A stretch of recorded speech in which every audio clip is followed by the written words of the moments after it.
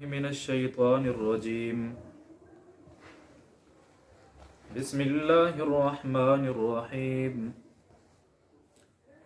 يا أيها الناس اعبدوا ربكم الذي خلقكم والذين من قبلكم لعلكم تتقون. الذي جعل لكم الأرض فراشا والسماء بناء وأنزل من السماء ماء فأخرج به من الثمرات رزقا لكم فلا تجعلوا لله أندادا وأنتم تعلمون. پدې رکوع کې سلور قسمه خبرې کیږي. اولنې خبره پکې د رب ذوالجلال د توحید باره کې کیږي. دویمه خبره د رسالت باره کې. دریمه خبره پدې کې د معاد باره کې کیږي، د قیامت په باره کې. او سلورمه خبره پدې کې د هغه مشرکین مبارک خبره کوي چې کم پیغمبر سره د هغې نه لګي وه. ابتدا کې چې کومه خبره کیږي، یا ایها الناس اعبدوا ربکم الذی خلقکم. یا ایها الناس، ابن عباس رضی الله تعالی عنہ د دې نه مراد مشرکین دي. او چې کله مدینه منورې کې به آیات نازلېدو نو هلته به وي یا ایها الذین آمنو، هغې خو ایمان نه وړی. نو دلته چې ته مراد دي نو هغه تېنه مشرکین مراد دي. اعبدوا ربکم الذی خلقکم، و عبادتو کوي د هغه رب چې کم رب تاسو پیدا کړی یې، والذین من قبلکم، او هغه چې کم د تاسو نه مخکې پیدا کړي وو، لعلکم تتقون، د دې دپاره چې تاسو بچ شئ، د آخرت د عذابونو نه بچ شئ، د جهنم د اور نه بچ شئ. په دې آیات کې پهلنۍ خبره د اعبدو د عبادت ته عبادت وکړئ. عبادت ویلې کېږي څه ته؟ عبادت دې ته ویلې کېږي چې انسان خپل ټول قوت طاقت هغه د الله په اطاعت کې صرف کړي. او د عبادت مطلب هم دا دی غایت التذلل یا غایت الحب، چې یو انسان خپل ځان رب ته ذلیله کړي. چې څنګه په رکوع حالت کې وګوره، الله ته مونږ ځان بالکل ذلیله کو، ښکته شو، ورته سجدې حالت کې ورته تندې ولګو. ویا وی غایت الحب، د محبت یو انتها رب سره وکړه، دا عبادت دی. غایت الحب، ښه ډېر محبت رب سره وکړه، نو دا عبادت ته عبادت دی ته ویلی کېږي. عبادت یوازې مونځ نه دی چې مونځ دی کو خلاص بشي، نه. عبادت دام دی چې یو مسلمان ته تکلیف نه رسېدی ته عبادت ویلی کېږي. عبادت دا دی په لاره کې په چا سلام واچولو، دا مې عبادت دی. عبادت دا دی چې یاره بل سړي له دوکم نه ورکې، دا مې عبادت دی. نو دا عبادت هر یو شعبو کې ځان یو انتها ته رسول، دې ته عبادت ویلی کېږي. الذي خلقکم والذین من قبلکم لعلکم تتقون، او هغه خلق چې کم د تاسو نه مخکې تیر شوي دي هغه هم رب پیدا کړي دي. نو دا هر څه حالات وګورئ، د رب نه ویریږئ. رب څوک دی؟ الذي جعل لكم الارض فراشا، وی دا ځمکې تاسو له فراش د ملاستې ځای پیدا کړی دی. نه ډېره کلکه ده، نه ډېره نرمه ده. ګورې هر انسان د خپل ضرورت پوره کولی شي. که چېرته دې وکنله، کروندې دې پکې وکړو، میوه به دې پکې راوځي. که یو سړی وي اوبه مې پکار دي، ځمکه وکنه لاندې پکې اوبه راوځي. والسماء بناء، او اسمان مې وی د لچت جوړ کو رب وی. وانزل من السماء ماء، اور د اسمان نه مې درله اوبه را نازلې کړي.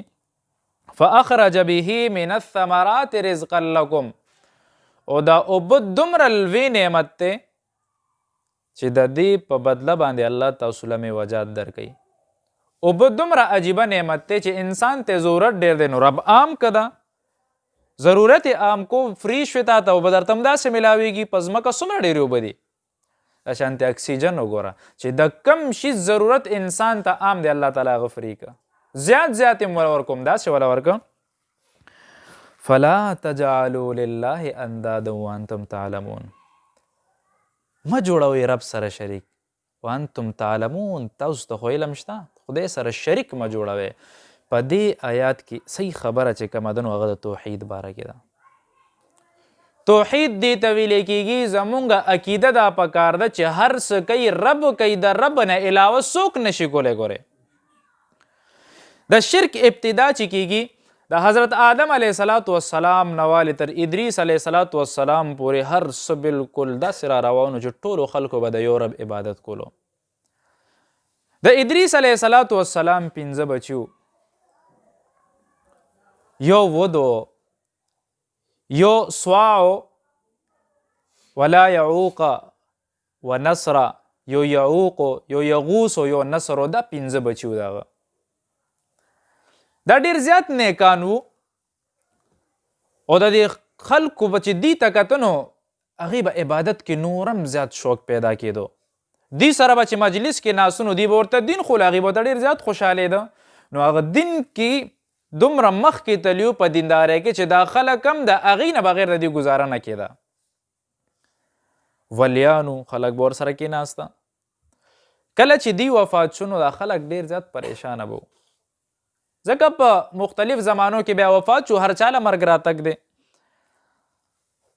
نو یاره شاګردانو به هم وې مریدانو به یاره د عبادت هغسې خوند نشته چې څنګه به مونږ خپل استادانو سره ناستو څنګه به د ولیانو سره عبادت ته ناستو مزه به یې وه هغسې اوس خوند نه راکوي شیطان وله راځي د انسان په شکل کې نو هغه وله مجسمه جوړه که بوت یې وله جوړ کو د دې 5 واړو بوتان یې وله جوړ کو ورته وایي چې دا کور کې کېده په هغه وخت کې دا جایز و د سلیمان علیه السلام دور پورې هم دا جایز و ورته وایي دا په کور کې کېده چې تاسو دې شکلونو ته یې ګورئ مجسمې ته یې ګورئ نو عبادت کې به مو خوند زیاتېږي دې هم وې دې نه خو ښایسته خبره نشته بس هغه به کور کې پراتو شکلونو ته به یې کته نو دوی به عبادت کولو خوند به یې وله ورکولو بیا ورته شیطان وایي چې یاره کور کې مې ایښې دي نو داسې چلو کې روړې د دې جوماتونو د عبادتګاهانو دې مخې ته کېدي چې تېرېږي به درته به ښکاري نو مسجد ته چې ځئ عبادت خانې ته ځئ نو عبادت کې به خوند ډېر زیات پیدا کېږي د شیطان هغه حربي دي اخره کې ورته دلته مخې د جومات کې کېدی که نه هغه مجسمې پې اوچتې کې هملته یې کېښوې بس د خلکو به هغې ته کته عبادت به یې کولو دا چې کم د هغه وخت خلکو خو هوښیارو هغې خو د خپلو استازانو نه دا علم حاصل کړو چې یاره شرک کفر دی حدیث کې راځي حضور پاک وایي الا اخبرکم باکبر الکبائر وایه تاسو ته ونه ښیمه څومره ټولو کې لوی ګناهونه کم دي صحابه ورته وایي یا رسول الله ضرور یې وښایه حضور پاک ورته وایي اشراک بالله ټولو کې لوی ګناه چې کومه ده هغه شرک دی او دا ګورې د رب یو قانون دی او یو رحم دی د رب قانون دا دی چې کله یو بنده مړ شي مسلمان وي ګناهګاره وي نو هغه که ډېر هم ګناهګاره وي اخره کې به ترې ګناه وسوځي او داسې وخت به راشي چې جهنم نه به یې راوکاږي جنت ته به یې داخل کړي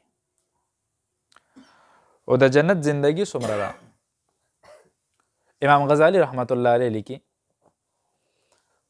وی که چرته دا ځمکه اسمانونه د ځمکې نه والي یو اسمان پورې بیا یو اسمان نه بل اسمانه پورې وی که دا ټول د دانو نه ډک کې د غنمو دانې عمره دې نه ډک کې او یو مارغه دی او وی هغه 1000 کاله پسته راځي او د دې نه یو دانه اوچتۍ او وړي وی دا دانې به ختم شي خو هغه ژوند نه ختمیږي ګورې داسې ابدي ژوند دی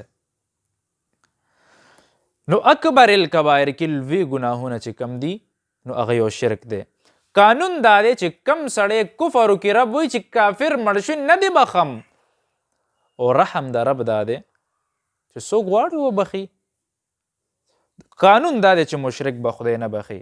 نو لوی ګناهونه چې کومې دي اکبر الکبایر، یو صحابي راځي حضور پاک ته وی ما شاء الله و ما شئت، یا رسول الله وی چې څه خدای غواړي او څه ته غواړي، ورته اجعلني ندا لله، وی ته ما خدای سره شریک ګڼې؟ حضور پاک ورته وی. دا بعضې خلک اکثر داسې خبره کوي چې یاره که خدای وغواړي او ته وغواړې دا کار به وشي، خدای سره شریک جوړوي. د الفاظو نه ځان وساتئ. بعضې داسې معمولي خبرې موږ ته ښکاري چې په هغې باندې موږ شرک شروع کړو. نو ابتدا د هغه ځای نه وشوه چې دی دا بوتونه راوچت که، دا شکلونه یې راوچت که، دا 5 شکلونه او دا یې روړو دلته جومات کې کېښو. نو دا خلک خو پوه وو، دی خو د دې عبادت ونه کو، خو د دې نه پس ته چې کم نسل را پیدا شو شیطان ورته ډکې وسوسه واچوله چې یاره ستاسو مشران هم د دې عبادت کړی، تاسو هم عبادت شروع کړئ. هغه بیا انبیا هم په منځ کې راتله، څومره انبیا پکې تیر شو، خو دې د چا نه منله. ښه مکه مکرمه کې څنګه شرک شروع شوی دی؟ مکه کې شرک داسې شروع شوی دی، یو کس و عمر ابن الحی، دی د څه بیماري په ده باندې لګېدلی و، ده ته چا وی چې د مکې نه لاړ شه شام ته، هلته یو چینه ده، په دې باندې ته غسل وکړه ته به ټیک شي. دی چې کله هلته لاړو نو وی کته شام کې خلک د بوتانو عبادت کوي، دی ورته یو براله رانه کي، بس هغې نه یې راوړه. راغه خلکو ته وی نوې شیز مې دله روړی، وی د دې عبادت کوئ. لاړو په بیت الله کې کېښو. هغې نه پس چې حضور پاک راځي 314 بوتان پراته دي. نو دغه یو ابتدا د دې شي شروع شو دلته. ټولو کې لوی ګناه، ګوره دا زمونږ عقیده ده، دا زمونږ ایمان دی چې شرک کفر دی. الله تعالی هر څه برداشت کوي، شرک نه برداشت کوي. یحیی علیه السلام ته الله تعالی وی ورته وی چې خلکو ته ووایه چې شرک پرېږدي، د یو خدای عبادت کوئ. او یو عجیبه مثال ورکوي، یو غلام دی، یو سړي واغېستو په قیمت باندې، خوراک هم دی ورکوي، جامه هم دی ورکوي، پیسه هم ورکوي، پیزار هم ورکوي، هر څه دله ورکوي، رهایش هم وله ورکوي. او د غلام ته دا وی ورته وی ته بار نوکري کوه، بهر نه چې څه پیسې راګټي او غلام پیسې راګټي نو هغه پیسې بل چاله ورکوي. نو آیا دا غلام اصل دی که رزیل غلام دی؟ دا خو رزیل غلام دی. نو یو انسان پیدا کړی خدای دی، څومره ښکلی تخلیق یې ورکړی دی. رب وایي لقد خلقنا الانسان فی احسن تقویم، څومره ښکلی صورت رب ورکړی دی. ټولو کې اول سوچ خو د انسان دا کوي. امام غزالی رحمت الله علیه وی د رب په ذات کې فکر مه کوئ، د هغې استطاعت نه لرې، طاقت تا کې نشته، د رب په صفاتو کې سوچ کوه. چېرې دا زمانه څومره ښکلې پیدا کړې ده. ګورې د نور ته وګورې، زموږ د دنیا یو دومره شانتې ده، 14 لاکه چنده دا نور د دې دنیا نه غټ دی. ګورې 14 لاکه دنیاګانې چې رایوځای کړي د دې نه د نور غټ دی. بیا یو ستاره ده، هغه 50,000 چنده د دې نور نه غټه ده. دا چا پیدا کړي دي؟ الله پیدا کړي دي. مونږ ټول رب پیدا کړي یو، نو دې رب سره شریک جوړی، قسمه شرک کې مبتلا. څوک چې کم دی انډیا کې وګورئ 33 کروڑ بوتان خلکو ایښي دي. هله دا د ښې بوت دی، دا د بد دی، دا د خوشحالۍ دی، دا د غم دی، ځان نه جوړ کړي دي بوتونه، خدای سره شریک جوړ کړی دی. په عقل باندې تالې لګېدلي، غټې تالې پې لګېدلي دي. عیسایان را پاڅېده، هغې تسلیس عقیده جوړه کړه. داسې نور را پاڅېده، قسمه عقه یې جوړ کړه. ښه خو پرېږده، زمونږ په دې خلکو کې چې را پاڅېده، زمونږ په څوک را پاڅېده قبرونو ته سجدې کوي. حرامه ده قبر ته سجده. اسلام کې قبر ته سجده څه تعظیمن ټیټېدی هم نشي. په دنیا کې ټولو کې لوی هستي حضور پاک دی. د یو پیغمبر قبر هم مخصوص چاته معلوم نه دی چې دا د دې پیغمبر قبر دی.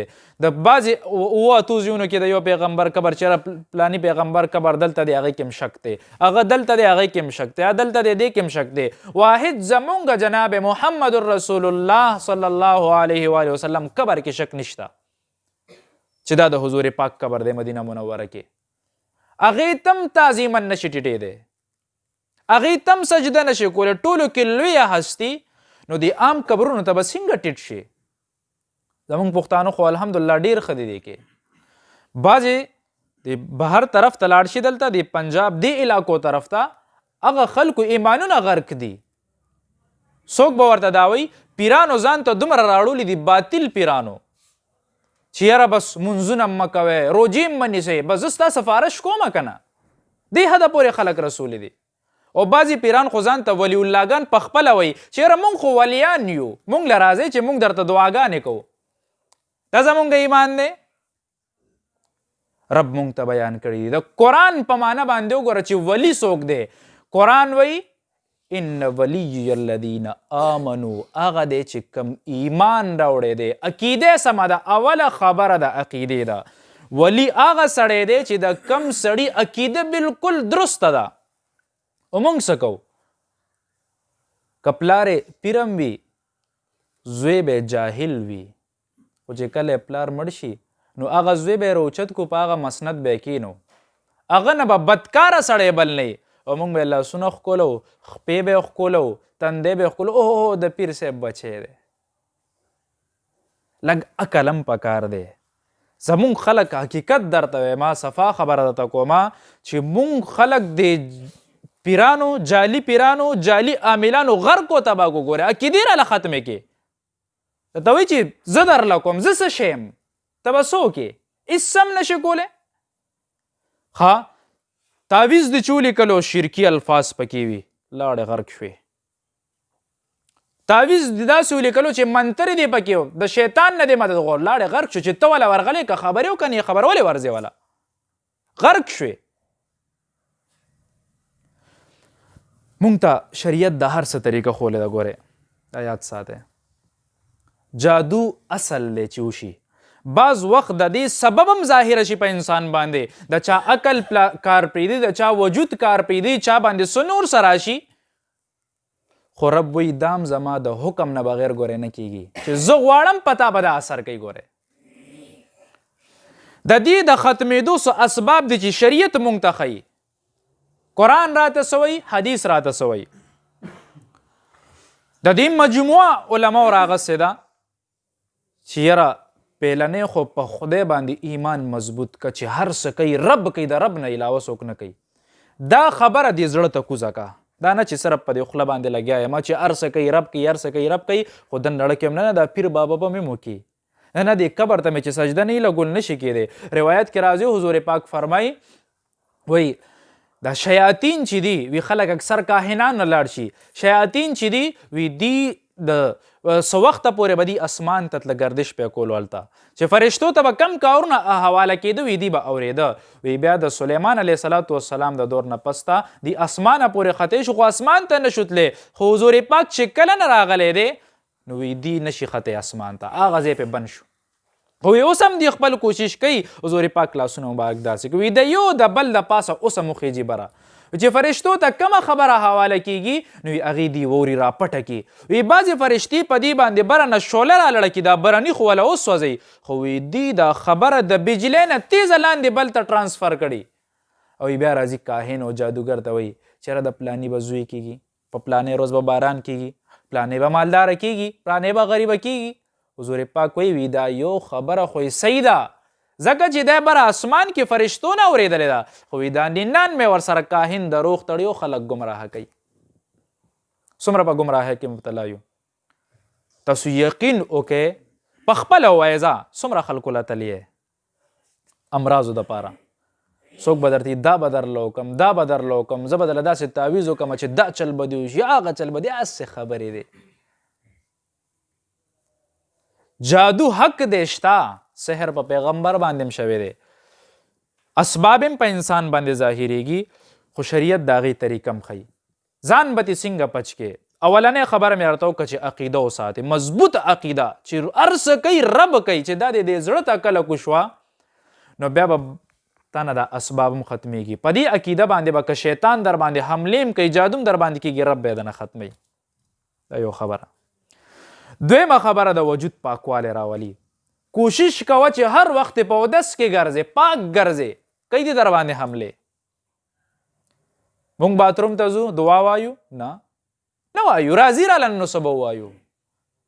ښه مونږ که چېرته جومات ته مونځ له ننوځو که ټلیفون راله راشي هلته کې به اقامت شروع وي زه وایم زما خبره اهم د جومات نه به روزم خبره به شروع کړم دا زمونږ ایمان دی وجود پاک ساته یو دا دوه خبرې شوي دریم څه اسکار دي په قرآن مجید کې آیاتونه دي یو لزل درود شریف وایه یو لزل صورت فاتحه وایه یو لزل آیات کرسی وایه یو لزل علم نشرح لک صدرک دا صورت وایه صورت انشراح او یو لزل دا سلور قل وایه سحر او ماخام سلور قل او بیا یو لس پیره دی پسې درود شریف وایه په لاسونو چف کوئ چې څنګه داسې وکړي په وجود یې راکاږه په بچو یې چف کوه سحر مهر به در باندې سم اثر نه کوي یو هفته داسې په ځان باندې ټرای وکړه که بیا هم در باندې اثر کوي نو بیا چرته نیک ولی له لاړ شه چرته عالم له لاړ شه جادوګر پسې مه ګرځه چرته صحیح سړي له لاړ شه چې هغه د علاج وکړي صحیح عامل له لاړ شه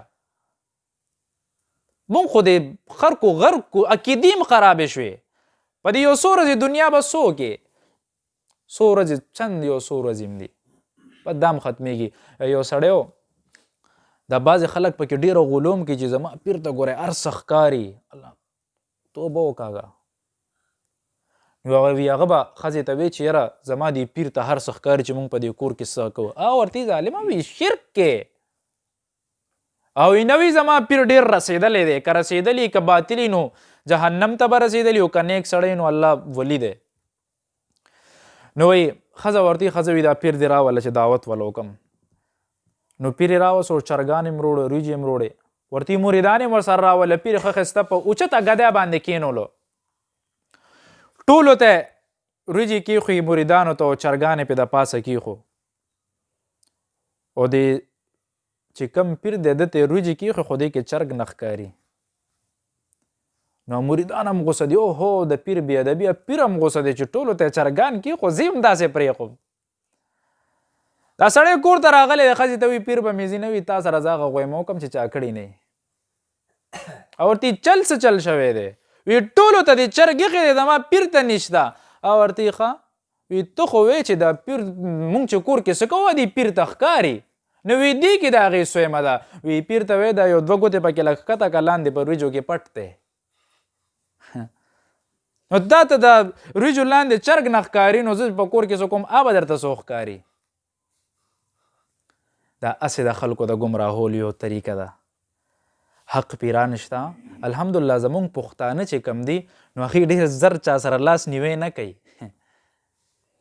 هغې ډېر زر چا له ځان نه ورکوي او په عقیدو باندې مضبوط دي هغې چې ځان له ګوري نو سم ولي ځان له ګوري او هغه هم داسې ګورئ الله چې چاله اجازت ورکړي د قیامت په ورځ باندې هغې سفارش به کولی شي هغې کې اول انبیا دي بیا صدیقین دي بیا شهدا دي بیا علما دي دا به رب اجازت ورکوي سم ولیان راونیسئ باطلانو خلکو پسې مه ګرځئ عقیدې هم خرابې شوې هغه دی څوک به قبرونو ته پراتی څوک به مزارونو ته پراتی څوک چې کم دی چرسان بنګیانو ته پراتی چېرې دا پیر دی د دې شیزونو نه ځان وساتئ ګوره دا خدای سره شریک جوړول دي دا بعضې معمولي خبرې دي چې مونږ وایو یاره مونږ خو په دې کې سم روان یو خو څه پته لګي زمونږ ایمان دې سره زایله شوی او مونږ ته پته هم نه لګي الله سره چېرته هم شریک مه جوړوئ نو الله تعالی فرمایي